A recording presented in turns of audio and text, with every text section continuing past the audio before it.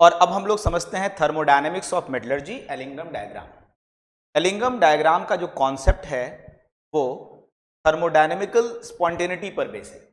अगर आप लोगों ने थर्मोडायनेमिक्स में क्लास 11th की थर्मोडायनेमिक्स में आपने पढ़ा है स्पॉन्टेनिटी को कैसे एक्सप्लेन करते हैं, कोई भी प्रोसेस स्पॉन्टेनियस कब होगा, स्पॉन्टेनियस होने का मतलब कि खुद से होना, कोई प्रोसेस खुद से कैसे होगा, तो उस प्रोसेस के स्पॉन्टेनिटी के लिए हमारे पास 3 फैक्टर होते थे, delta H, delta G and delta S.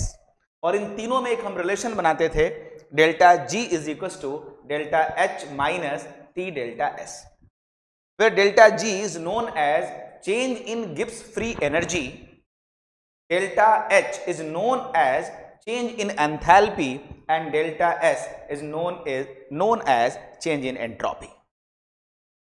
हम जानते हैं किसी प्रोसेस को स्पॉन्टेनियस होने के लिए डेल्टा जी को नेगेटिव होना चाहिए। डेल्टा जी नेगेटिव कब होगा, इस कंडीशन को हमें समझना है। जब किसी भी मेटल के ऑक्साइड को अगर रिड्यूसिंग एजेंट से रिड्यूस कर रहे हो, जब किसी मेटल के ऑक्साइड को किसी रिड्यूसिंग एजेंट से रिड्यूस कर रहे हो, अगर उस प्रोसेस की डेल्टा जी नेगेटिव है तो वो प्रोसेस स्पॉन्टेनियस होगा, मतलब वो रिड्यूसिंग एजेंट उसके लिए सुटेबल होगा। और अगर कोई एक और प्रोसेस है उसमें और ज्यादा डेल्टा जी नेगेटिव है तो वो रिड्यूसिंग एजेंट और ज्यादा सुटेबल होगा। आइए हम लोग को समझते हैं कि कौन सा रिड्यूसिंग एजेंट किस कंडीशन में ज्यादा सुटेबल होता है। पहले इस कॉन्सेप्ट को, थर्मोडायनेमिकल स्टेबिलिटी के इस कॉन्सेप्ट को, स्पॉन्टेनिटी के इस कॉन्सेप्ट को सीखते हैं।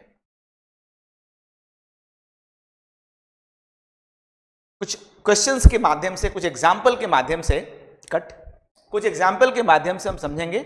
अगर कोई सॉलिड मेटल ऑक्सीजन से रिएक्ट करके ऑक्साइड का फॉर्मेशन कर रहा है तो सारे oxidation process, most of the oxidation process are exothermic, और जो प्रोसेस एक्सोथर्मिक होता है जिसमें हीट निकलती है उसके डेल्टा एच क्या होता है, नेगेटिव। तो इस प्रोसेस का डेल्टा एच क्या हो गया, negative. Oxidation, most of the oxidation are negative, that's why it's delta H is negative. बहुत ध्यान से समझिएगा। Delta S, entropy, change in entropy, freedom, degree of freedom. आप बताइए अगर कोई मॉलिक्यूल गैस से लिक्विड या सॉलिड में जाता है तो मॉलिक्यूल्स का डिग्री ऑफ फ्रीडम बढ़ेगा कि घटेगा?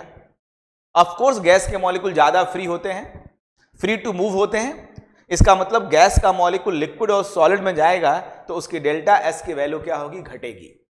लेकिन अगर लिक्विड गैस में जाता है या गैस दूसरे गैस में जाए और नंबर ऑफ मॉलिक्यूल बढ़ जाए, ज्यादा गैस के मॉलिक्यूल्स हो जाए, तो ऐसे केस में भी क्या होगी, डेल्टा एस उसका बढ़ेगा, एंट्रोपी उसकी बढ़ेगी।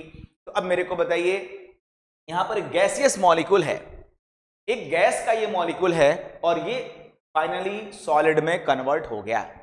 तो गैस सॉलिड में कन्वर्ट होगा तो उसकी एंट्रोपी बढ़ेगी या घटेगी, डिग्री ऑफ फ्रीडम बढ़ेगी या घटेगी?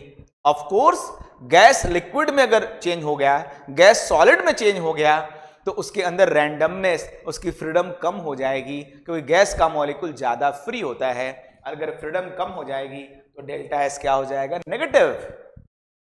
फ्रीडम कम हो जाएगी तो डेल्टा एस क्या होगा, नेगेटिव। अगर हीट निकल के कम हो गई तो डेल्टा एच क्या होगा, नेगेटिव। अब आप मेरे को बताइए, अगर मैं इस इक्वेशन में अगर डेल्टा एच की नेगेटिव वैल्यू ले लूं, डेल्टा एच नेगेटिव ले लूं, डेल्टा एस नेगेटिव ले लूं, ये नेगेटिव वैल्यू इस नेगेटिव से मल्टीप्लाई होकर पॉजिटिव हो गया, ये वैल्यू पॉजिटिव है और ये वैल्यू नेगेटिव है। अब ऐसी कौन सी कंडीशन होगी जिसमें डेल्टा जी नेगेटिव आए? डेल्टा जी नेगेटिव का मतलब प्रोसेस स्पॉन्टेनियस हो। प्रोसेस स्पॉन्टेनियस कब होगा? तभी होगा जब डेल्टा जी नेगेटिव आए, और ये नेगेटिव तभी आएगा जब ये पॉजिटिव वाला कम हो और नेगेटिव वाला ज्यादा हो। ये पॉजिटिव वाला कब कम होगा? जब टेम्परेचर लो हो। अगर टेम्परेचर की वैल्यू हाई हो गई तब तो पॉजिटिव वाली वैल्यू हाई हो जाएगी। तो बेटा लो टेम्परेचर पर ये प्रोसेस स्पॉन्टेनियस होगा और हाई टेम्परेचर पर ये प्रोसेस स्पॉन्टेनियस नहीं होगा। डेल्टा जी पॉजिटिव हो जाएगा और लो टेम्परेचर पे डेल्टा जी नेगेटिव हो जाएगा। ध्यान देना है कि ऐसी रिएक्शन जहां पर एक गैस का मॉलिक्यूल सॉलिड में चेंज हो रहा है, जहां गैस का मॉलिक्यूल ऑक्सीडेशन कर रहा है, वहां पर हमेशा अगर मेटल का ऑक्साइड फॉर्मेशन हो रहा है, ध्यान देना है, जब भी मेटल अपना ऑक्साइड फॉर्मेशन करेगा तो लो टेम्परेचर पर ही ये प्रोसेस स्पॉन्टेनियस होगा। हाई टेम्परेचर पे जाओगे तो प्रोसेस नॉन स्पॉन्टेनियस हो जाएगा। डेल्टा जी की जो नेगेटिव वैल्यू आ रही है, जैसे जैसे टेम्परेचर बढ़ाओगे वो घटता जाएगा, नेगेटिव वैल्यू घटती जाएगी, वो वैल्यू पॉजिटिव की तरफ चलती जाएगी, चलती जाएगी, चलती जाएगी। और जब ये वैल्यू डेल्टा जी की जितनी ज्यादा नेगेटिव में कम होगी, पॉजिटिव में बढ़ेगी, आप समझना उसके अंदर ऑक्साइड फॉर्मेशन करने की टेंडेंसी कम हो जाएगी। मैं ग्राफिकली इस बात को समझाऊंगा, ध्यान देना। सभी मेटल, एक पॉइंट आप नोट करना, सभी मेटल लो टेम्परेचर पे ऑक्साइड का फॉर्मेशन करते हैं आसानी से। हाई टेम्परेचर पे उनके ऑक्साइड फॉर्मेशन करने की रिएक्शन कम स्पॉन्टेनियस होती है।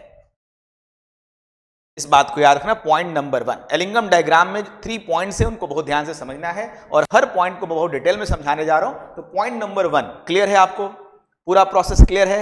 अब मैं आपको लेके चलता हूं दूसरी रिएक्शन।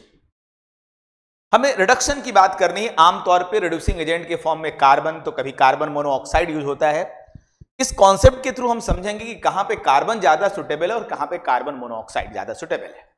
अगर मैं कार्बन को बर्न करता हूं ऑक्सीजन के प्रेजेंस में, एयर के प्रेजेंस में, और मैं कार्बन मोनोऑक्साइड बनाता हूं। हम जानते हैं कि जब एयर की लिमिटेड सप्लाई होती है तो कार्बन मोनोऑक्साइड बनता है, और अगर एक्सेसिव एयर है तो कार्बन डाइऑक्साइड बनता है। तो अभी अगर मैं कार्बन मोनोऑक्साइड बनाता हूं तो क्या हो रहा है, ये गैस का मॉलिक्यूल है।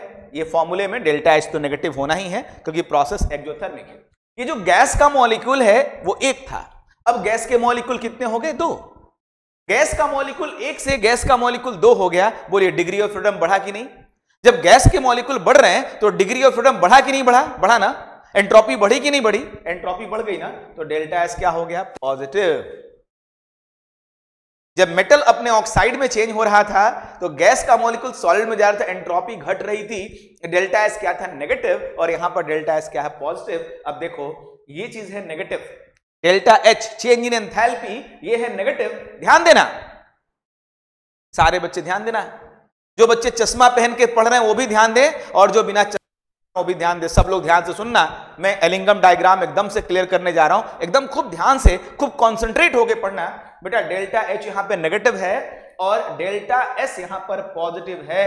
बोलो ये पूरी वैल्यू नेगेटिव होगी और ये भी नेगेटिव। अगर नेगेटिव में नेगेटिव जोड़ोगे तो डेल्टा जी की वैल्यू क्या आएगी, हमेशा हमेशा नेगेटिव आएगी।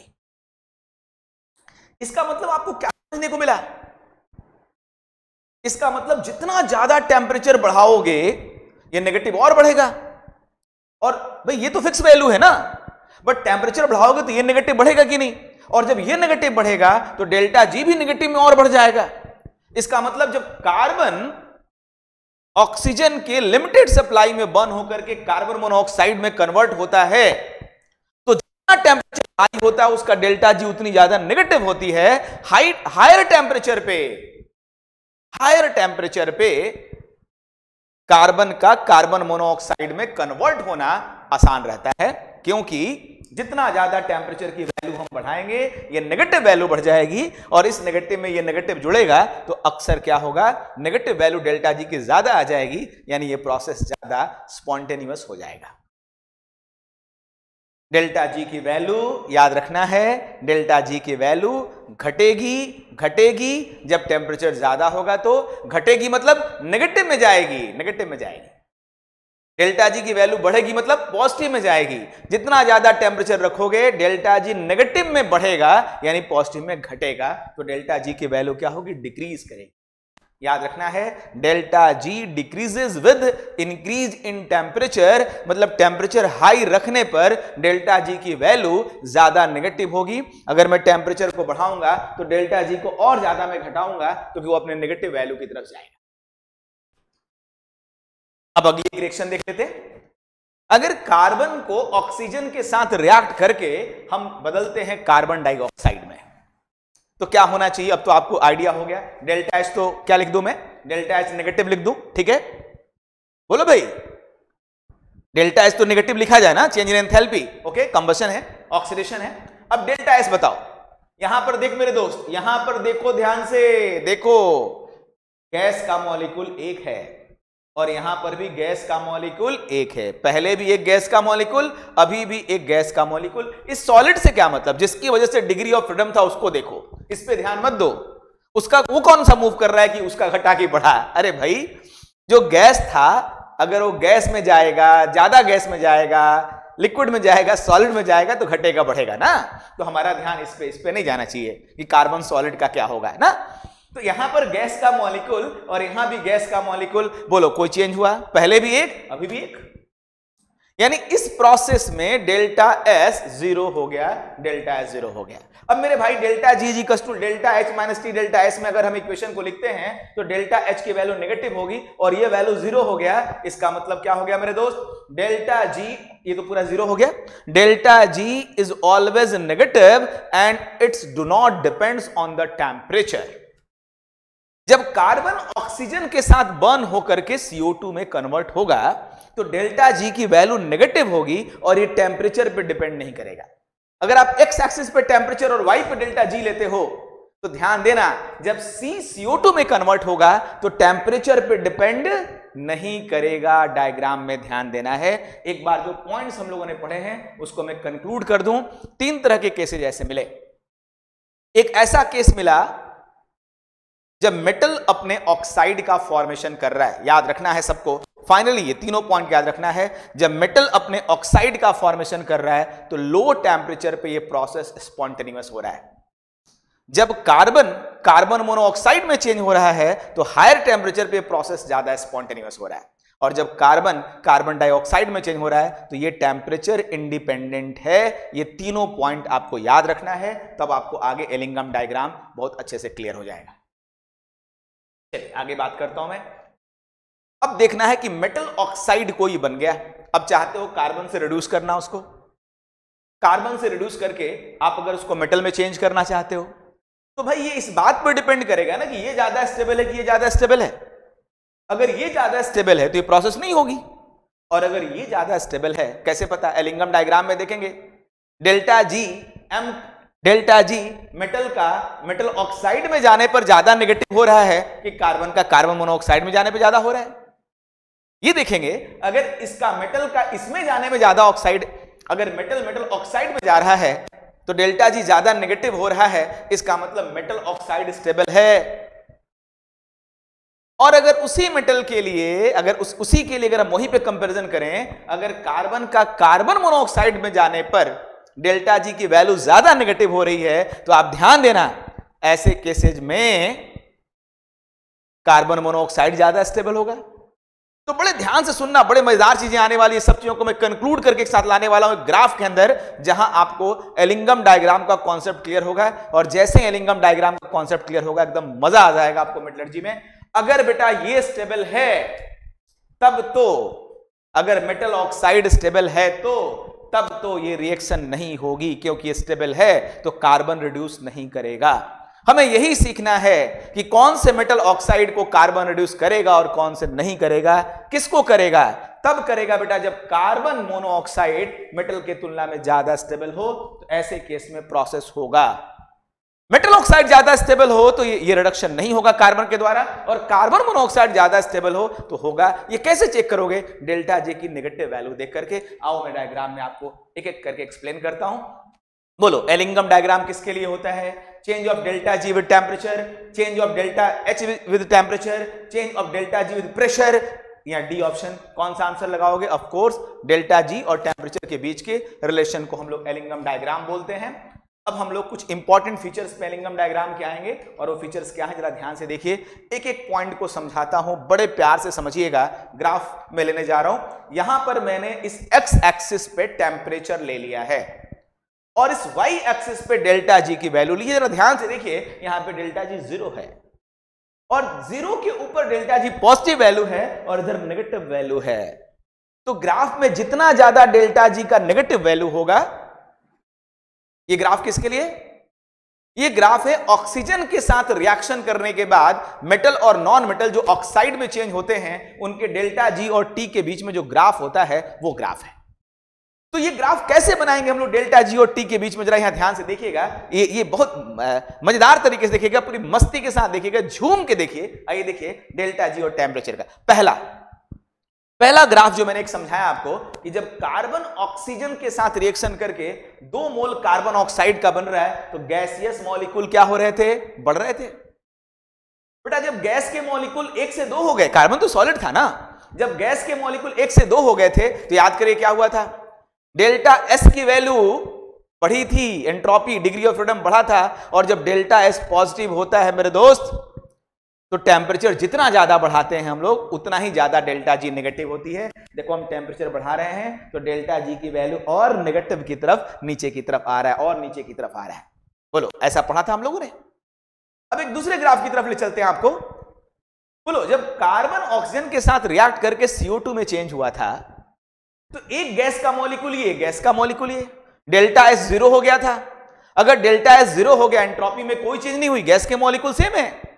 अगर एंट्रोपी में कोई चेंज नहीं हुआ मेरे दोस्त तो ये जो पॉइंट था, ये जो वो टेम्परेचर इंडिपेंडेंट था, याद आ रहा है कि नहीं आपको, टेम्परेचर इंडिपेंडेंट था। क्या था, टेम्परेचर इंडिपेंडेंट था। देखो ये ग्राफ एकदम स्ट्रेट लाइन है, ये टेम्परेचर पे डिपेंड नहीं कर रहा है। ये दो आपने पढ़े, दोनों पढ़े आपने। अब देखो एक और ग्राफ। बोलो कार्बन मोनोऑक्साइड O2 के साथ 2CO2 बना रहा है। देखो ना कितने गैस के मॉलिक्यूल है, देखो कितने मॉलिक्यूल हैं, 3 मॉलिक्यूल है कि नहीं। इधर कितने मॉलिक्यूल हो गए, 2। बोलो 3 से 2 हुआ, गैस के मॉलिक्यूल 3 से 2 हुए तो एंट्रोपी घटी, क्योंकि गैस के मॉलिक्यूल में तो डिग्री ऑफ फ्रीडम है, वही तो ज्यादा मूव करते हैं बेटा, गैस के मॉलिक्यूल कम हो गए, एंट्रोपी घटी, डेल्टा एस क्या हुआ, नेगेटिव हुआ।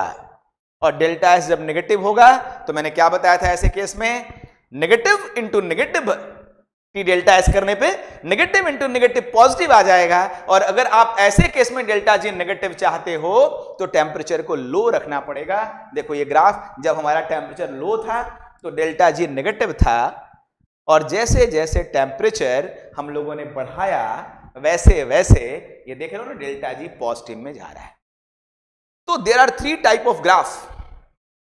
एक ऐसा जो टेम्परेचर बढ़ाने पर डेल्टा जी पॉजिटिव में बढ़ रहा है, एक ऐसा जो टेम्परेचर बढ़ाने पर डेल्टा जी घट रहा है या यूं कहिए कि नेगेटिव में बढ़ रहा है, और एक ऐसा जिसमें डेल्टा जी टेम्परेचर से इंडिपेंडेंट। ये तीनों ग्राफ आपको समझ में आ गया होगा। अब हम बात करते हैं, ये देखिए मेटल है, ये ऑक्सीजन के साथ रिएक्शन करके मेटल ऑक्साइड में चेंज हो गया। इसका एक ग्राफ है, आप देख रहे होंगे कि यहां इस टेम्परेचर के बाद एक सडन चेंज हो रहा है। बिल्कुल ऐसा ही ग्राफ एल्यूमिनियम का भी है, एल्यूमिनियम का भी देख रहे हैं। हर मेटल जब ऑक्साइड में कन्वर्ट होता है तो क्या हो रहा है, गैस सॉलिड में कन्वर्ट हो रहा है, और गैस सॉलिड में कन्वर्ट होगा तो डेल्टा एस की वैल्यू क्या होगी, एंट्रोपी घटेगी क्योंकि गैस सॉलिड में कन्वर्ट हो गया। और डेल्टा एस नेगेटिव, तो नेगेटिव जब भी आ जाता है डेल्टा एस तो नेगेटिव और नेगेटिव मल्टीप्लाई करने पर पॉजिटिव हो जाता है। और ऐसे केस में बेटा जब टेम्परेचर हाई रहता है तो डेल्टा जी पॉजिटिव में जाता है, और जब टेम्परेचर लो रहता है तो डेल्टा जी नेगेटिव में जाता है। अगर कोई कंफ्यूजन हो तो इस वीडियो को बैकवर्ड करके थोड़ा पीछे ले जाकर फिर से देख लेना, तब यहां फिर आना, फिर कंफ्यूजन थोड़ा फिर पीछे जाना, फिर आ जाना। ऐसा करने से आपका कॉन्सेप्ट एकदम क्लियर हो जाएगा। बड़े ध्यान से पढ़ना, बड़े मस्ती के साथ पढ़ना। एलिंगम डायग्राम में एकदम पूरी तरीके से आपको एकदम पिक्चराइज कराने जा रहा हूं। कभी भी आंख बंद कर लोगे, एलिंगम डायग्राम समझ जाओगे कि कब टेम्परेचर इंडिपेंडेंट है, कम टेम्परेचर बढ़ रहा है और कम टेम्परेचर घट रहा है। बड़े ध्यान से, बड़े एक्साइटमेंट के साथ सुनना।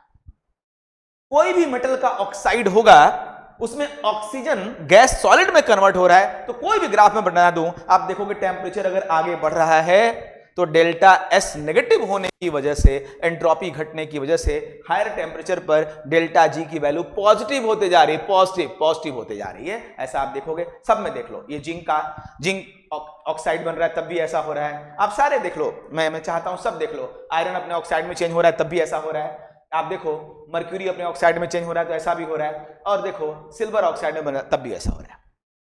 कोई भी मेटल अपने ऑक्साइड में जब चेंज हो रहा है तो क्या हो रहा है, टेम्परेचर बढ़ने के साथ साथ डेल्टा जी बढ़ रहा है पॉजिटिव में, और डेल्टा जी अगर नेगेटिव में बढ़े तो स्पॉन्टेनियस होता है। इस बात का मतलब आप समझ रहे हो?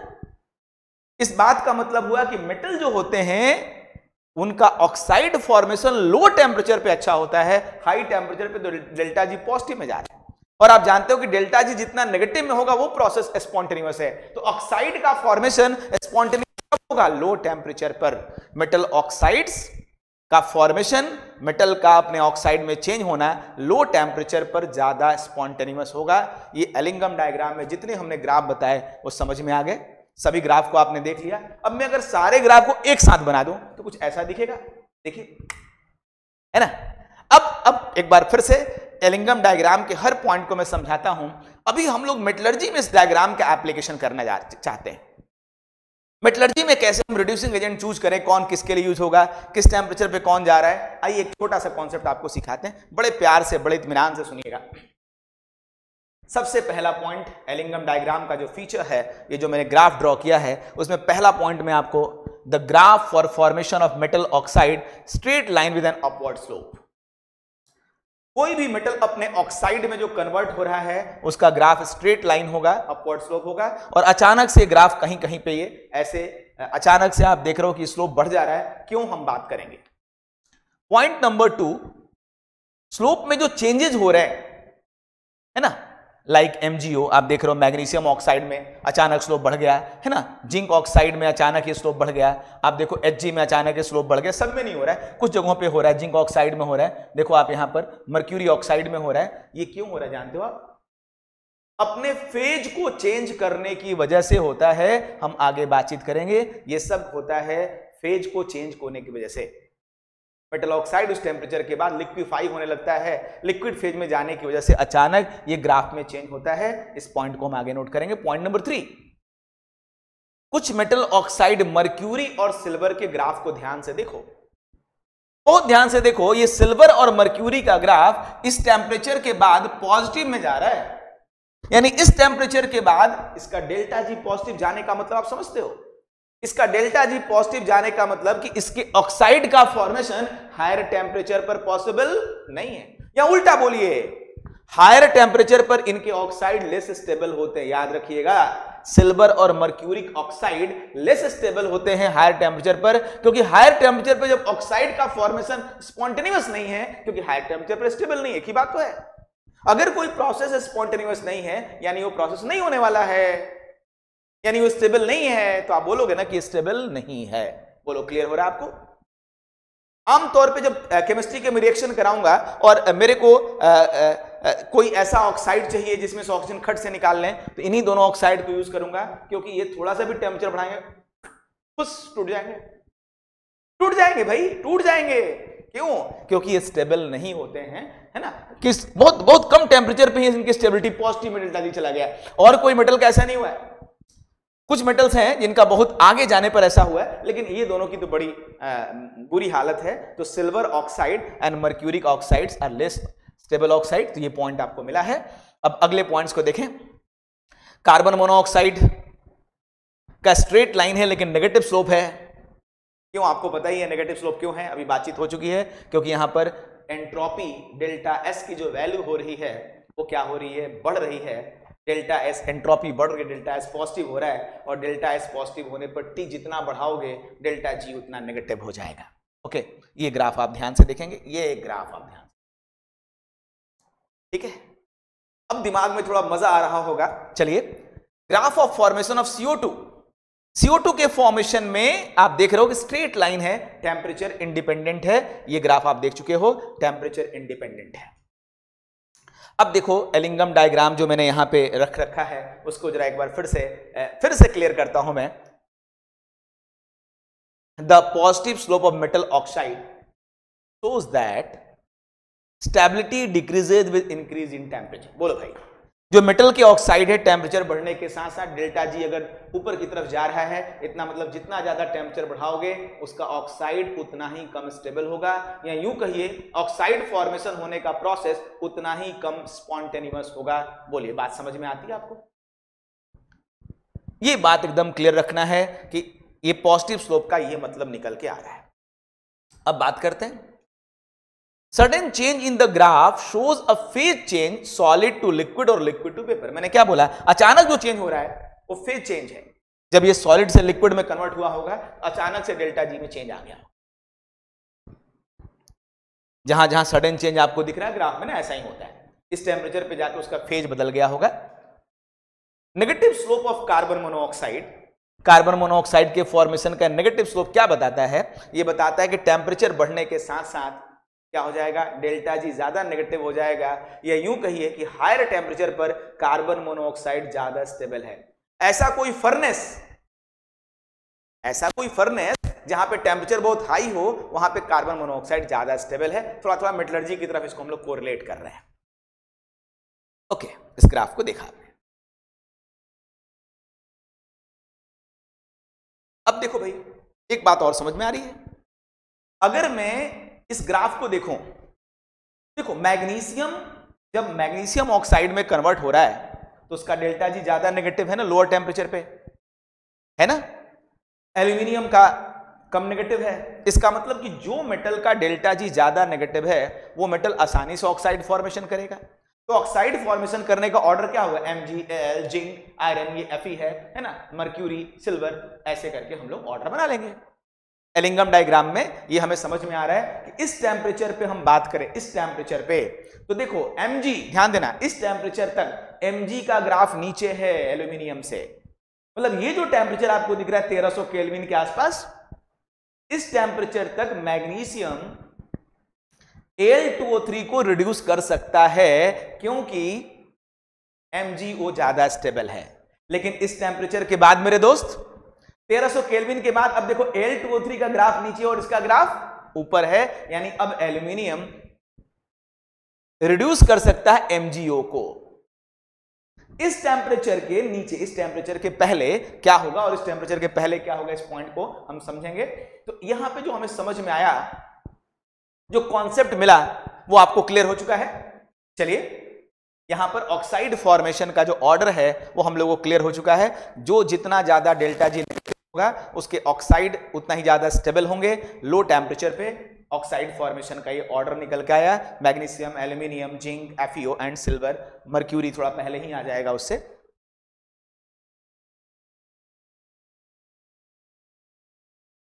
तो चलो भाई, एक बात समझ में आ गया कि सिल्वर का ऑक्साइड और मर्क्यूरिक ऑक्साइड ये क्या होते हैं, 600 केल्विन से 700 केल्विन टेम्परेचर पे आप ले जाओगे, यहाँ के बाद ये डिकम्पोज होने लगते हैं, ये स्टेबल नहीं होते, वापस अपने मेटल में चेंज जाते हैं। बिकॉज इनके ऑक्साइड्स स्टेबल नहीं है, तो इस टेम्परेचर के जैसे ही ऊपर जाओगे ये दोनों टूट के इसमें कन्वर्ट हो जाएंगे। ओके, अब देखो भाई, Al2O3 आप देख पा रहे हो ना, Al2O3 अगर मैं मैग्नीशियम से रिएक्ट कराता हूं तो क्या हो जाएगा, MgO का फॉर्मेशन हो जाएगा। कब बेटा, कब, जब टेम्परेचर इसके नीचे है ना। Fe2O3 को अगर मैं कार्बन से रिएक्ट कराऊं, ये देखो FeO, Fe2O3 दोनों के लिए सेम ग्राफ है लगभग, है ना। ये Fe2O3 और कार्बन, ये देखो Fe2O3 का ग्राफ है और यहां पर कार्बन कन्वर्ट हो रहा है कार्बन मोनोऑक्साइड में, कार्बन कन्वर्ट हो रहा है कार्बन मोनोऑक्साइड में। जरा ध्यान से बात को समझना, जब कार्बन कार्बन मोनोऑक्साइड में चेंज हो रहा है मेरे दोस्त, ध्यान देना, यहां पर देखो लगभग 900 केल्विन पे मैं आ जाता हूं, 900 केल्विन पे। तो ये वाला जो ग्राफ है ना, ये ग्रीन वाला ग्राफ और ये जो पिंक वाला ग्राफ, इन्हीं दोनों पर ध्यान देते हैं, ठीक है। इसके बाद फिर जिंक वाले ग्राफ को भी ध्यान देंगे। जिंक ऑक्साइड भी कार्बन के साथ 1500 केल्विन पे जिंक में और कार्बन मोनोऑक्साइड में चेंज हो रहा है। ओके, जरा सा हम लोग अब रिडक्शन वाले प्रोसेस में अपने आप को ले आने चाहते हैं कि कार्बन किस टेम्परेचर पे जाके किसको रिड्यूस कर सकता है। बोलो भाई, ध्यान दो, ये ग्रीन वाला ग्राफ जो Fe का है आप देख रहे हो ना, कार्बन अगर कार्बन मोनोऑक्साइड में बदलेगा तो ये जो ग्राफ जो नीचे वाला है जिसका डेल्टा जी ज्यादा नेगेटिव है, वो ऊपर वाले को उस पर्टिकुलर टेम्परेचर पे रिड्यूस कर सकता है। तो अगर कार्बन को कार्बन मोनोऑक्साइड में चेंज करना है और आप चाहते हो कि FeO को कार्बन के द्वारा रिड्यूस कराएं, तो हमें इस टेम्परेचर के ऊपर जाना पड़ेगा, 900 केल्विन के ऊपर, क्योंकि 900 केल्विन के पहले तो इसका ग्राफ पॉजिटिव में है और आयरन वाला नेगेटिव में है कि नहीं। आयरन का ऑक्साइड ज्यादा स्टेबल है, तो इसका मतलब आपको समझ में आया, ये ग्राफ समझ में आ रहा है आपको। मैंने थोड़ा सा एक्सटेंड किया, ग्राफ ढेर सारे बड़े हैं ना, तो पर्टिकुलरली उस पर आपका ध्यान जाए। आप देख पा रहे हो ना, ये ग्राफ इस आयरन वाले को कहां पे कट कर रहा है ना, और ये कार्बन वाला, ये वाला ग्राफ देखो, CO2 वाला ग्राफ दिख रहा है ना आपको, C+O2 CO2 वाला ग्राफ देखो ध्यान से। ये क्या हो रहा है बेटा, ये देखो, ये इस टेम्परेचर पे ये जो ग्रीन वाला ग्राफ है, ये जो ग्रीन वाला ग्राफ है ना, ध्यान से देखना, ये जो ग्रीन वाला ग्राफ है वो आयरन का है। तो ग्रीन वाले ग्राफ के दोनों ऊपर है, दोनों ऊपर है मतलब कि लो टेम्परेचर पर, इस टेम्परेचर से पहले ध्यान देना, इस टेम्परेचर से पहले दोनों का डेल्टा जी नेगेटिव वैल्यू कम रखता है, यानी दोनों ही इस टेम्परेचर से कम पे FeO को रिड्यूस नहीं कर पाएंगे, चाहे कार्बन को CO में कन्वर्ट करो, चाहे कार्बन को CO2 में कन्वर्ट करो। बोलो समझ में आपको आ रहा है? लेकिन जैसे इस टेम्परेचर के बाहर जाओगे, इस पर्टिकुलर टेम्परेचर पे मैं मार्क कर दूं, 1000 केल्विन के आसपास मार्क कर दूं, तो देखो इस टेम्परेचर के बाद ये वाला भी Fe से नीचे है और ये वाला भी Fe से नीचे है। तो याद रखो कि 900 केल्विन से ऊपर अगर फर्नेस का टेम्परेचर हो जाए तो ऐसे केस में C CO2 में भी बदल सकता है और C CO में बदल सकता है, इसलिए C इसको क्या कर सकता है, रिड्यूस करके Fe2O3 में कन्वर्ट करेगा। कट। तो ऐसे केस में C Fe2O3 को रिड्यूस करके Fe में चेंज करेगा। अब इस ग्राफ में थोड़ी सी एक खूबसूरती है, उसको ध्यान से देखो। देखो ये ग्राफ किसका है, कार्बन मोनोऑक्साइड का, देख रहे हो ना आप, कार्बन मोनोऑक्साइड का। देखो लो टेम्परेचर पे कार्बन मोनोऑक्साइड का ग्राफ, लो टेम्परेचर पे कार्बन मोनोऑक्साइड का ग्राफ Fe से नीचे है, यानी इस टेम्परेचर से पहले अगर फर्नेस का टेम्परेचर इस टेम्परेचर से कम हो तो रिड्यूस करने के लिए बेहतर कौन है, कौन है, कार्बन है या कार्बन मोनोऑक्साइड है? देखो कार्बन मोनोऑक्साइड का पॉइंट नीचे है और Fe का पॉइंट ऊपर है, तो बेहतर कौन होगा बेटा?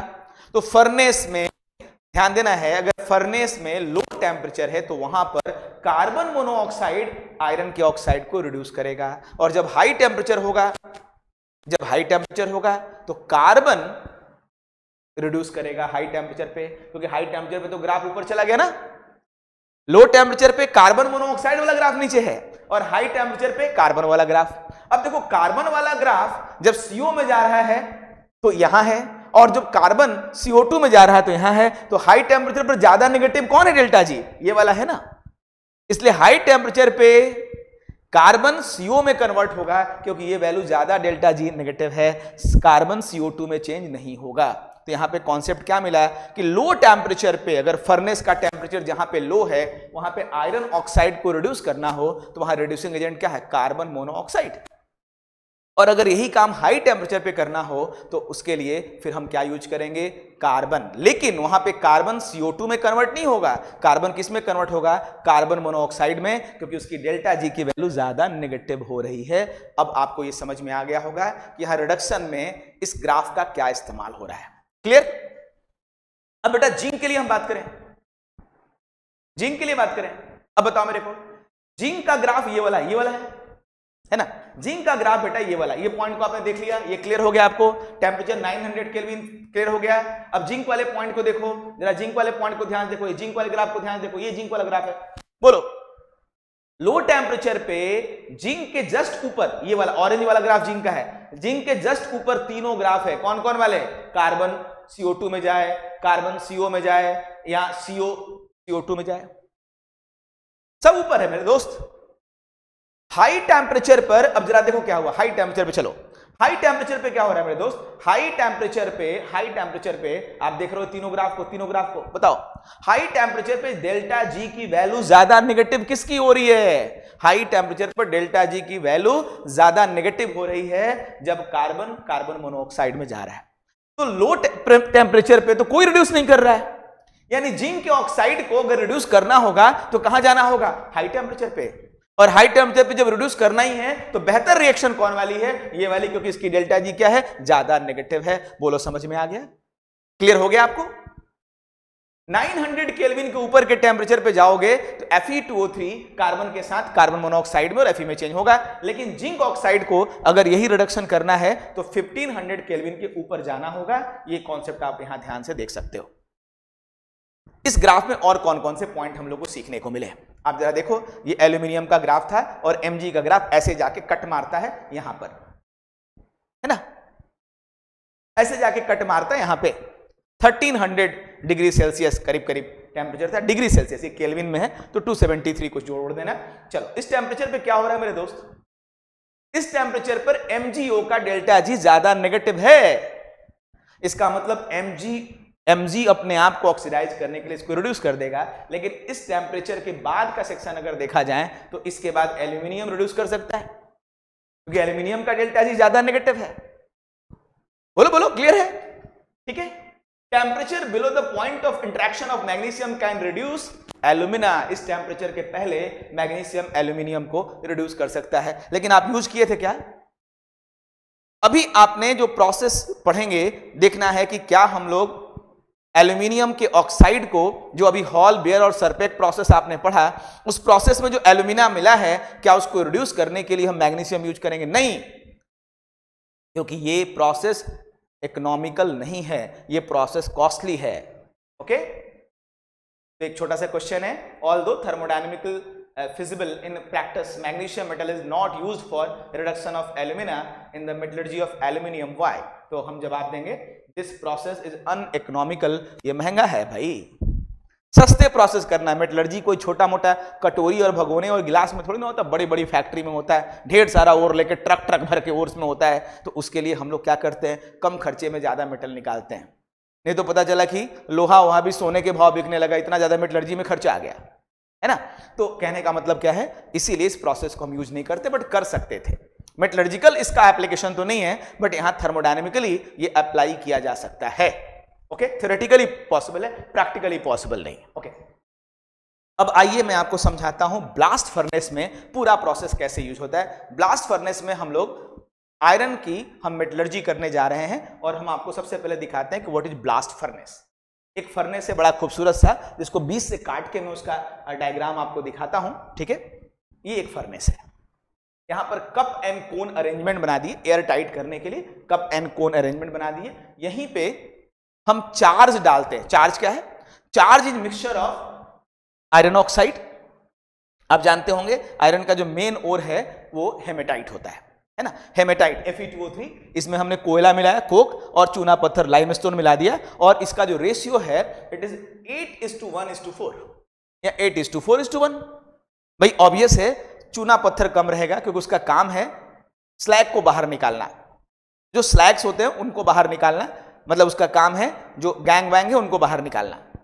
तो मेनली हमें रिडक्शन करना है कोक से, तो Fe2O3 को कोक से रिएक्शन कराना है। तो सबसे अधिक तो Fe2O3 होगा, फिर कोक होगा, और सबसे कम लाइमस्टोन होगा। तो 8:4:1 इस रेशियो में हम इसमें डाल देते हैं। ये कप एंड कोन अरेंजमेंट है एयर टाइट करने के लिए। एयर टाइट क्यों कर रहे हैं? क्योंकि हम चाहते हैं कि कार्बन यहां कार्बन मोनोऑक्साइड में कन्वर्ट हो, कार्बन CO2 में कन्वर्ट ना हो, क्योंकि आप जानते हो कार्बन मोनोऑक्साइड अच्छा रिड्यूसिंग एजेंट है। भाई भरेंगे तो हम कोयला ना, कोक ना, और ये जो कोक है अंदर जाके कार्बन मोनोऑक्साइड बने, क्योंकि हमें लो टेम्परेचर पर कार्बन मोनोऑक्साइड से रिड्यूस करना है। आपने अभी डायग्राम में पढ़ा। इसीलिए हम लोग यहां पर लिमिटेड सप्लाई ऑफ एयर करने के लिए कप एंड कोन अरेंजमेंट करते हैं। मेटलर्जी को बड़े ध्यान से समझना बेटा। देखो यहां पे टेम्परेचर बहुत हाई रख देते हैं नीचे। कोई भी फर्नेस भट्टी नीचे जलती है, भट्टी नीचे से जलती है, तो ऑब्वियसली नीचे का टेम्परेचर हाई होगा, ऊपर जाओगे तो हीट कम होते जाएगा, कम होते जाएगा। यहां पर इस फर्नेस में ये टेम्परेचर हाई है। फर्नेस को आधा काट के दिखाया जा रहा है। यहां का टेम्परेचर हाई है, यहां पर क्या होगा, यहां कार्बन बर्न होगा, और बर्न होकर के कार्बन मोनोऑक्साइड का फॉर्मेशन कर लेगा।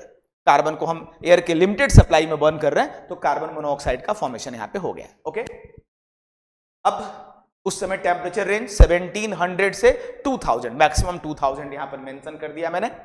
सबसे ऊपर के रेंज में जाएं, कोई भी भट्टी नीचे ज्यादा गर्म है, ऊपर कम गर्म होगा, तो ऊपर के रेंज में अगर हम जाएं तो यहां पर टेम्परेचर सबसे कम होगा। तो ये Fe2O3 यहां पर हम लोग रिड्यूस कर रहे हैं, ठीक है। और लो टेम्परेचर पे आप कार्बन मोनोऑक्साइड से कर सकते हो, और 900 केल्विन से ज्यादा टेम्परेचर पे कार्बन से भी कर सकते हो। आपने ग्राफ में पढ़ा है। तो चलो मैं मान लेता हूं कि ये लो टेम्परेचर वाला है, तो कार्बन मोनोऑक्साइड से रिड्यूस कर लेता हूं, और यहां पर Fe बना लेता हूं। ऊपर वाला रेंज कम है, 900 से कम है, 600 to 900 के बीच में। ओके, 600 to 900 के बीच में ये वाला पोर्शन। ओके, और जो हाई टेम्परेचर होगा ये बीच का टेम्परेचर है ना, इस टेम्परेचर पे हम Fe2O3 को कार्बन से भी कर सकते हैं, क्योंकि अब 900 से ज्यादा टेम्परेचर हो गया। लो टेम्परेचर पे कार्बन मोनोऑक्साइड, और हाई टेम्परेचर पे कार्बन खुद कर देगा।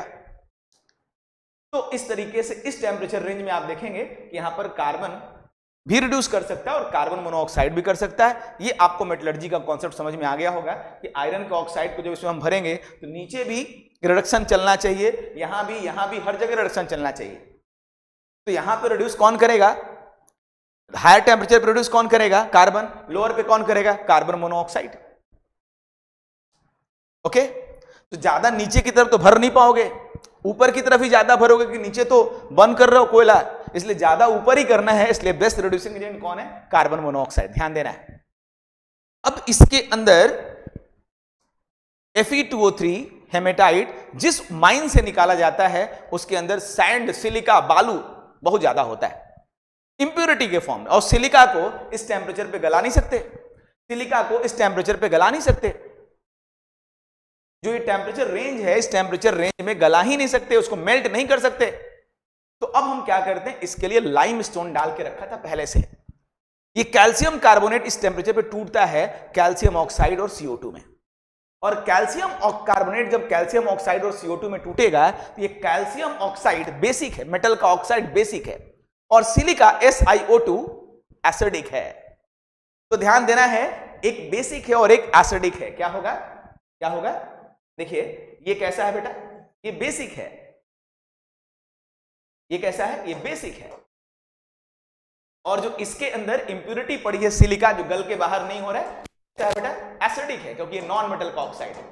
अब एसिड और बेस दोनों मिलकर क्या बना देंगे? सॉल्ट। तो सॉल्ट का नाम क्या होगा? Calcium silicate. बोलो भाई, तो ये क्या है? गैंग। ये क्या है? गैंग। और ये गैंग जो नहीं गल रहा है, जो नॉन फिजिबल इंप्योरिटी है, जो फ्यूज नहीं हो रही है, जो गल नहीं रही है, उसको हम गलाने के लिए दूसरे कंपाउंड में चेंज किए जो उसी टेम्परेचर पर मेल्ट हो जाए। तो उस कंपाउंड में चेंज करने के लिए हमने क्या यूज किया? इसको, और इसको क्या बोलोगे? फ्लक्स। फ्लक्स क्या है? जो नॉन फिजिबल इंप्योरिटी को फिजिबल इंप्योरिटी में चेंज कर दे। कैल्शियम सिलिकेट क्या इस टेम्परेचर पर फिजिबल है, ये क्या हो गया बेटा? फ्लक्स। तो अगर एग्जामिनेशन में क्वेश्चन आए कि भाई हेमेटाइट में फ्लक्स क्या है, तो आप बोलोगे कैल्शियम ऑक्साइड।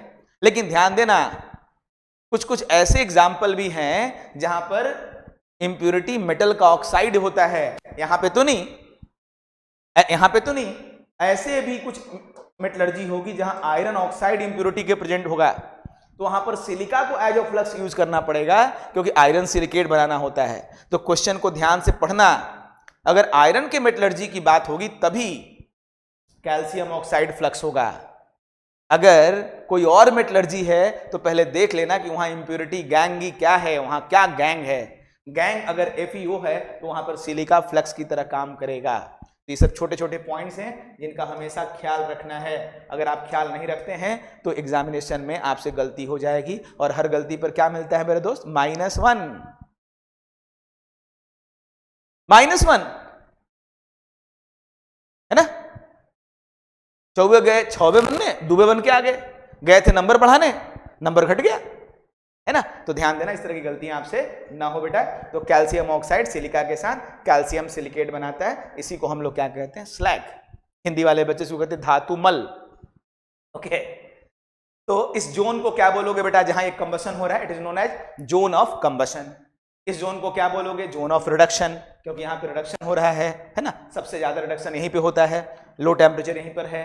और इसके बाद जो बीच वाला जोन है उसको क्या बोलोगे? Slag formation zone. अच्छा, अगर हेमेटाइट की जगह आयरन कार्बोनेट होता है, अभी मैंने पढ़ाया था कि आयरन कार्बोनेट में फास्फोरस, मैग्नीज और आर्सेनिक की इंप्योरिटी भी होती है। तो फास्फोरस, आर्सेनिक और मैग्नीज रोस्टिंग के दौरान ऑक्साइड में कन्वर्ट हो गया। अब उस ऑक्साइड को हम इसी कार्बन के द्वारा रिड्यूस कर लेते, इसी कार्बन के द्वारा रिड्यूस कर लेते। तो रिड्यूस करने पर वापस जो MnO2 है Mn में चेंज आएगा, जो आर्सेनिक है आर्सेनिक में चेंज जाएगा और मेल्ट होकर गल जाएगा। अगर वो कंडीशन आती तो यहां पर एक जोन और बनता, उसका नाम होता फ्यूजन जोन, जहां फ्यूज होकर के मेल्ट होकर बाहर निकल जाता। लेकिन वो पर्टिकुलर कंडीशन FeCO3 में आता है, आयरन कार्बोनेट, और वो मेन ओर नहीं है आयरन का, मेन ओर हेमेटाइट है। लेकिन आपको ध्यान देना है कि अगर मैग्नीज आर्सेनिक की इंप्योरिटी प्रेजेंट है तो आयरन कार्बोनेट है, FeCO3 एसिडेराइट है। और ये छोटा सा क्वेश्चन आईटी ने एक बार पूछा था, इसलिए ध्यान देना है, क्योंकि ये पॉइंट जैसे ही आपसे मिस होता है तो एक अच्छा सा क्वेश्चन यहां पर आपके हाथ से निकल जाता है। मैंने आपको पहले ही बोला है कि हम मेटलर्जी पढ़ रहे हैं, इस प्रोसेस में ये होता है, उस प्रोसेस में वो होता है, ये इंपॉर्टेंट नहीं है। इंपॉर्टेंट ये है कि उसके पढ़ने के बाद कितने वैरायटी के क्वेश्चन हम निकाल ले जाते हैं। और मेरा पूरा विश्वास है कि अब जो आपने मेटलर्जी पढ़ी है उसको पढ़ने के बाद कोई भी क्वेश्चन आपसे नहीं छूटने वाला है, हर एक क्वेश्चन आप ओरली सॉल्व करोगे। मैं पूरी कंप्लीट मेटलर्जी आपको तैयार कराने जा रहा हूं। अगले 2 लेक्चर में और मैं मेटलर्जी आपको पढ़ाऊंगा और तैयार कराऊंगा। यहां पे जो आयरन मिला है, यहां पे जो Fe मिला है वो Fe पिग आयरन, इसको हम लोग बोलते हैं पिग आयरन। पिग आयरन को, जो आयरन यहां पर मिलता है रॉ फॉर्म में, इसको पिग आयरन बोलते हैं। पिग आयरन को हम लोग फिर से मेल्ट करते हैं और जो शेप देना हो, आपकी फैक्ट्री में जैसा डिमांड आया हो, किसी को सरिया चाहिए, किसी को जैसा चाहिए, है ना, जिस फॉर्म में चाहिए उसमें ढाल देते हैं, उसको बोलते हैं कास्ट आयरन। ओके, तो पिग आयरन कास्ट आयरन में चेंज हो गया और इसके अंदर बेटा कार्बन की इंप्योरिटी रहती है। तो जहां यहां जो मेटल है ना, इस मेटल में जो Fe जो अरेंज होगा, तो आप सॉलिड स्टेट चैप्टर में पढ़ते हो कि जो मेटल होते हैं उनमें खाली खाली जगह होता है, वॉइड होता है, याद है ना आपको। उस वॉइड के अंदर कार्बन, है ना, नॉन मेटल इंसर्ट कर जाएगा। तो जब मेटल के गैप में नॉन मेटल इंसर्ट कर जाएगा तो उसको क्या कहते हो, इंटरस्टिशियल वॉइड, है ना, इंटरस्टिशियल पोजीशन बोलते थे उसको। तो इसलिए ऐसे कंपाउंड को क्या बोलते हो, इंटरस्टिशियल कंपाउंड। तो कास्ट आयरन, पिग आयरन, ये सब क्या है, इंटरस्टिशियल कंपाउंड, क्योंकि यहां जो कोयला डाले थे ना, कार्बन कोक डाले थे ना, वो कार्बन उन इंप्योरिटी में कुछ ना कुछ परसेंट रह जाता है। तो ये बहुत प्योर फॉर्म नहीं है, ध्यान देना है। तो पिग आयरन और कास्ट आयरन दोनों सेम ही चीज है, बस एक मेल्ट होकर के एक शेप दे दिया गया और एक ऐसे रॉ फॉर्म में ऐसे गिरता गया गिरता गया गिरता गया, उसका नाम हो गया पिग आयरन। ओके, तो अब हम बात करते हैं, इसमें 3 से लेकर के 4% तक कार्बन होता है भाई, और ये हार्ड होता है, ब्रिटल होता है। ओके, अब हम लोग चाहते हैं कि इसमें से कार्बन निकाल लें। इंपॉर्टेंट सवाल बनता है यहां पे, बेटा कार्बन को निकालना है, तो मेरे पास क्या है, Fe है और कार्बन है, तो कार्बन को निकालना है तो क्या करते हैं ना, अपने पास से Fe2O3 डालते हैं। ये Fe2O3 जब हम डालेंगे तो Fe2O3 क्या करेगा जानते हो, कार्बन को कार्बन मोनोऑक्साइड में कन्वर्ट करेगा। कब, उल्टा बोलो ना, उल्टा, कार्बन Fe2O3 को हायर टेम्परेचर पे कार्बन मोनोऑक्साइड में कन्वर्ट करेगा। ग्राफ याद है ना, स्लोप नीचे वाला। तो इसलिए यहां टेम्परेचर हाई रखते हैं, इस फर्नेस का टेम्परेचर हाई रखते हैं। क्या करते हैं, यहां पे जो Fe और C मिला है हमको ना, उसमें Fe2O3 मिला देते हैं अपने पास से, और मिला करके हायर टेम्परेचर वाले फर्नेस में ले जाते हैं। ब्लास्ट फर्नेस में नहीं, वहां तो लोअर भी था, है ना, हायर टेम्परेचर वाले में ले जाते हैं। जब वहां ले जाते हैं तो वहां पर जिस फर्नेस में हायर टेम्परेचर पे काम करते हैं, उस फर्नेस का नाम क्या बताया था मैंने, रिवर्बरेटरी फर्नेस। उसका नाम क्या है, रिवर्बरेटरी फर्नेस। हिंदी वाले बच्चे बोलते हैं परावर्तनी भट्ठी, है ना, फर्नेस मतलब भट्ठी, है ना। चलो, तो ये कहानी हो चुकी है, ठीक है। अब देखो जरा ध्यान से, यहां पर अगर हम इसमें से कार्बन निकाल लें, कैसे, Fe2O3 ऐड करके, है ना, रिवर्बरेटरी फर्नेस ऐसे होता है, इसका डायग्राम हम दिखाएंगे आपको। तो बेटा जब निकाल लेंगे कार्बन, तो कार्बन का परसेंटेज अब कम हो गया, कितना, 0.1 से 0.2, 0.3 कह लो, 0.1 से 0.3% कार्बन हो गया, उसमें मैग्नीज, फास्फोरस और सिलिकॉन थोड़ा बहुत रह गया। तो इसको हम लोग क्या बोलते हैं, wrought iron. Wrought iron is purest form of iron. अगर आयरन का प्योर फॉर्म पूछा जाए तो ये क्या है, रॉट आयरन, है ना। और बिल्कुल ऐसे ही क्रोमियम वगैरह ऐड करके, निकल ऐड करके हम स्टील बनाते हैं, और हमारे इंडस्ट्री में आयरन का तो बहुत ज्यादा इस्तेमाल स्टील के फॉर्म में होता है। तो इस तरह से आयरन के कई सारे फॉर्म्स हैं। चलिए अब हम लोग जरा सा आयरन के ओर याद करते हैं, आयरन के ओर याद करते हैं। मैंने आपसे बोला था कि सारे ओर्स हम आपको फटाफट याद करा देंगे, बहुत सिंपल है बेटा, बहुत सिंपल है, बहुत सिंपल है। देखो इसको याद करना बहुत सिंपल है। Haematite Fe2O3, magnetite Fe3O4, limonite Fe2O3 में 3H2O डाल देना है, बस लिमोनाइट हो जाएगा। आयरन पायराइट FeS2 को बोलते हैं, और सिडेराइट आयरन कार्बोनेट को बोलते हैं। इसके बारे में तो बहुत चर्चा की ही है मैंने। अब इसको याद करना है। आजकल जब कोरोना में, है ना, अगर किसी के बॉडी में आयरन कम है ना, तो वो आयरन खा रहा था, ठीक है, और हम लोगों को पढ़ाया जाता है अगर आयरन बॉडी में कम है तो विटामिन सी लो। विटामिन सी लोगे तो क्या होगा, आयरन बॉडी में जल्दी जल्दी एब्जॉर्ब होगा। विटामिन सी की एक दवा आती है लिम्सी, लिम्सी करके हम लोग खाते हैं, तो बस याद हो गया। देखो हीमोग्लोबिन, बॉडी के अंदर हीमोग्लोबिन अगर कम हो, हेमेटाइट से याद करना हीमोग्लोबिन। अगर आपकी बॉडी हीमोग्लोबिन मांगे, मैग्नीशियम, मैग्नेटाइट, मैग्नीशियम नहीं मैग्नेटाइट, अगर आपकी बॉडी हीमोग्लोबिन मांगे तो लिम्सी और आयरन सीधे दे दो। अगर आपकी बॉडी हीमोग्लोबिन मांगे तो लिम्सी और आयरन सीधे दे दो। तो हीमोग्लोबिन मतलब हेमेटाइट, मांगे magnetite, Limcee limonite, iron iron pyrite, और सीधे मतलब सीडेराइट। इस तरह से हम लोगों ने और आयरन के ओर को याद कर लिया। अब हम लोग देखते हैं ये हेमेटाइट। अब देखो आओ फाइनली आप देखो कि आपको आयरन की मेटलर्जी याद हो गई कि नहीं। आप देखोगे आयरन की मेटलर्जी याद होगी नहीं। आयरन का और हमने हेमेटाइट लिया, कैसे प्रोसेस किया होगा? 4 प्रोसेस होता है बेटा। सबसे पहले क्या करते हैं? सबसे पहले हम करते हैं कॉन्सेंट्रेशन। ऑक्साइड और है तो क्या करोगे? हाइड्रोलिक वॉशिंग और ग्रेविटी सेपरेशन, क्योंकि आयरन की बात है तो मैग्नेटिक सेपरेशन भी किया जा सकता है यहाँ पे। तो हाइड्रोलिक वॉशिंग कर दिया हम लोगों ने, ठीक है। कॉन्सेंट्रेट Fe2O3 मिल गया। इसके बाद हम लोगों ने ऑक्साइड और है तो स्पेशली हम कैल्सिनेशन करते हैं, रोस्टिंग करते हैं आयरन कार्बोनेट में, है ना। तो चलो कैल्सिनेशन कर दिया, आयरन कार्बोनेट है तो रोस्टिंग कर दिया, ठीक है। और इसके बाद जो रोस्टेड Fe2O3 है या कैल्सिनेटेड जो Fe2O3 है उसको हम क्या किए? अब हम ले गए कहां पे? रिडक्शन करने के लिए। कहां रिडक्शन किए? ब्लास्ट फर्नेस में। और ब्लास्ट फर्नेस में जो रिडक्शन उसको क्या बोलते हैं? स्मेल्टिंग। ये जो प्रोसेस कर रहे थे ब्लास्ट फर्नेस में Fe2O3 का जो रिडक्शन, उसको क्या कहते हैं? स्मेल्टिंग। और फाइनली हम लोग क्या मिल गया? Pig iron. मेटलर्जी यहां पर फिनिश हो गया Fe की। अब अगले लेक्चर में आपको, अगले एक लेक्चर में बाकी पूरी मेटलर्जी हम आपको याद करा देंगे। मुझे आपका कंसंट्रेशन, आपका साथ, आपकी रेगुलरिटी चाहिए। अंत में उन सारे विद्यार्थियों को जिनको जेईई मेन निकालना है, आईटी एडवांस निकालना है, नीट निकालना है या इनमें बहुत अच्छी रैंक लगानी है, टॉपर बनना, उन सबसे बोलता हूं अगर आप चाहते हैं कि इसी तरह से मैं आपको पूरी केमिस्ट्री लर्न करा दूं तो हमारे इस चैनल को जरूर सब्सक्राइब करिए। हम जानते हैं हर वीडियो को 40% से ज्यादा अनसब्सक्राइबर बच्चे देखते हैं, और इधर भी तो कई सारे ऐसे वीडियोस भी हैं जिनको 60% से ज्यादा लोगों ने ऐसे देखा है। तो प्लीज ऐसा मत करो, इसमें कंजूसी मत करो। आप इस चैनल को सब्सक्राइब करो, इस वीडियो को लाइक करो और इस वीडियो के नीचे आप कमेंट लिखो ताकि लोगों को सही फीडबैक मिल सके, और हो सके तो और लोगों को सब्सक्राइब कराने के लिए इस वीडियो को शेयर जरूर करो। आप सभी लोग का इस ATC के YouTube चैनल पे हमेशा हमेशा स्वागत रहेगा, बहुत सारे आशीर्वाद के साथ, रोम रोम से आशीर्वाद के साथ, कि आपकी पढ़ाई पूरे एक्साइटमेंट के साथ हो। इस लेक्चर को मैं यहीं खत्म करता हूं। अगले लेक्चर में मिलते हैं बहुत जल्दी ही, ताकि मेटलर्जी हम पूरी तरह से आपको तैयार कर सकें। Thank you very much.